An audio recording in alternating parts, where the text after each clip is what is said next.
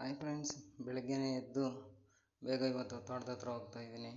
ನಮ್ಮ ಹಳೆ ತೋಟದ ಹತ್ರ ಹೋಗ್ತಾಯಿದ್ದೀನಿ. ನಮ್ಮ ಹಳೆ ತೋಟದಲ್ಲಿ ಚಿಗಡಿಕಾಯನ್ನು ಹಾಕಿದ್ವಿ. ಅದು 2ನೇ ಕೊಯ್ಲು ಬಂದಿದೆ. ಯಾಕಂದರೆ ನೀರು ಬಿಡೋಕ್ಕೆ ಹೋಗ್ತಾಯಿದ್ದೀನಿ.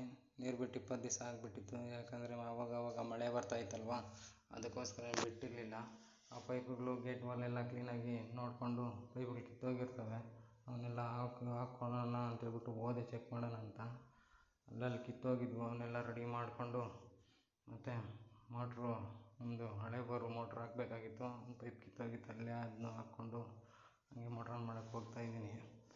ಹಂಗೆ ಮೋಟ್ರು ಆಟೋ ಸ್ಟಾರ್ಟ್ರು ಆಫ್ ಆಗಿತ್ತು. ಆಟೋ ಸ್ಟಾರ್ಟ್ರು ಆನ್ ಮಾಡಿಕೊಂಡು ಮತ್ತು ಅದನ್ನ ಹಂಗೆ ಕ್ಲೋಸ್ ಮಾಡಿಕೊಂಡು ನೀಟಾಗಿ ನಾನು ನಿನ್ನೆ ವೀಡಿಯೋ ಮಾಡಿದ್ನಲ್ಲ, ಆ ತೋಟದ ಹತ್ರ ಹೋಗಿದ್ದೆ. ಯಾಕಂದರೆ ನಮ್ಮ ಬಾಸು ತೋಟಕ್ಕೆ ಉಗಿಸ್ತಾಯಿದ್ರು.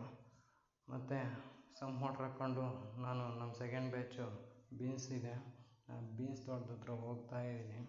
ಗೇಟ್ ತೊಗೊಂಡು ಹೋಗ್ತಾಯಿದ್ದೀನಿ. ಮತ್ತು ಒಳಗಡೆ ಹೋದರೆ ಯಾಕೋ ಸಮಾಧಾನ ಆಗಲಿಲ್ಲ.